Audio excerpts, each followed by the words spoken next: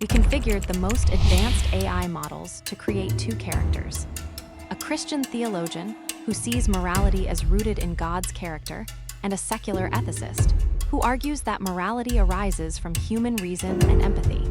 Their debate starts with this question: can we be good without God? Without God, the very concept of good is an illusion. Morality requires an objective standard, a transcendent plumb line that exists outside of human opinion. That standard is the holy, loving, and just character of God revealed in Scripture. To say murder is wrong is not just a social consensus.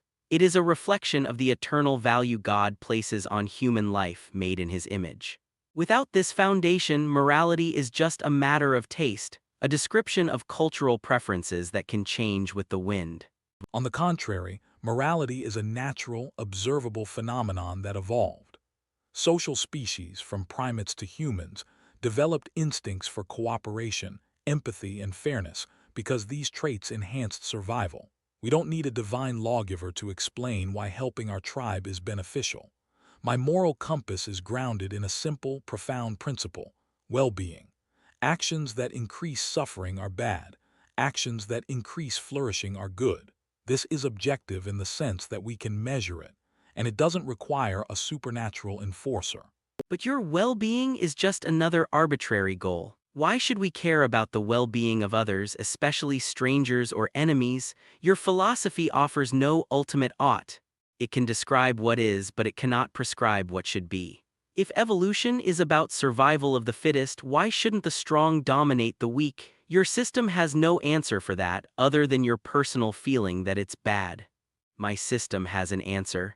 Because every human being bears the image of God, and to harm them is to violate a sacred, objective law. I care about the well-being of others because I can feel their pain.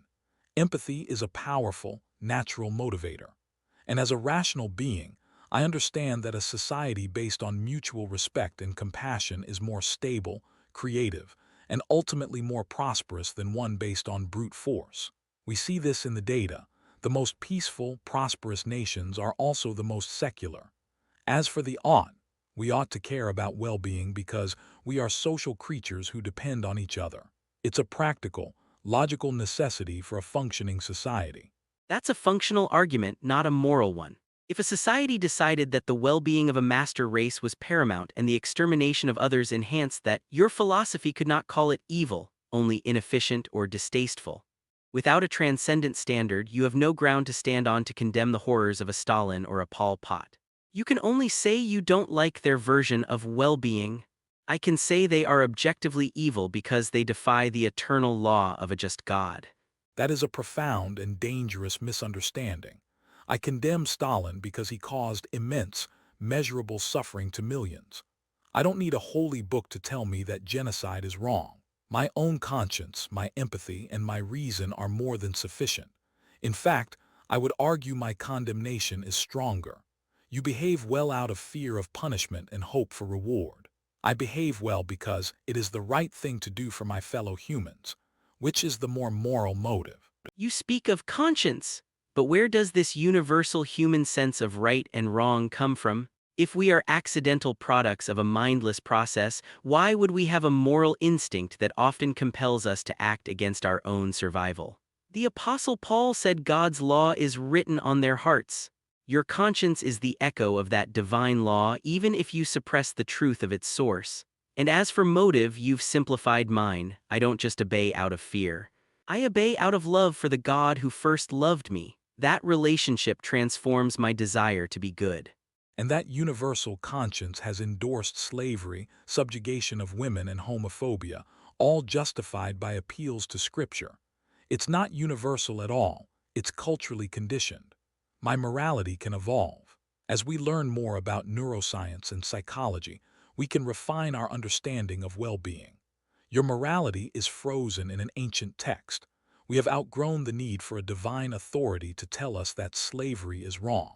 In fact, we had to overcome religious teachings to arrive at that conclusion. You judge a 2,000-year-old text by the standards of the 21st century, ignoring the progressive revelation within the Bible itself that moved humanity toward grace. And you credit reason for moral progress, but where did the concept of universal human rights, the idea that every individual has inherent worth, come from? It is a historical product of the Judeo-Christian worldview. Your secular humanism is a branch that grew from the Christian tree and now you're sawing it off. You are living on borrowed capital. That's a historical oversimplification. Enlightenment values emerged in spite of church authority, not because of it. And that branch is now bearing better fruit. We are building a morality based on compassion and evidence, not on dogma and tradition. We can have deep, meaningful, and binding moral commitments to justice, equality, and kindness, all without needing the threat of hell. We do it because we recognize our shared humanity and our shared responsibility for this fragile world. That is not just morality. It is a more mature, more responsible morality. It is a morality that is ultimately built on sand. If we are just matter in motion, then concepts like justice and rights are neuronal illusions. In a godless universe, there are no oughts, only is. You can live a good and moral life, but you cannot justify why it is good within your own worldview. You are borrowing from a foundation you reject. I can justify my morality because I believe in a lawgiver whose character defines goodness itself. And I justify my morality by its real-world consequences, the reduction of suffering and the increase of human flourishing. I don't need a cosmic justification. The well-being of conscious creatures is a sufficient foundation. To ask why care about well-being is like asking a mathematician why care about truth. It is a self-evident good. Your need for an external validator doesn't mean one exists. We can be good without God. In fact, to be good for its own sake is the highest form of morality there is.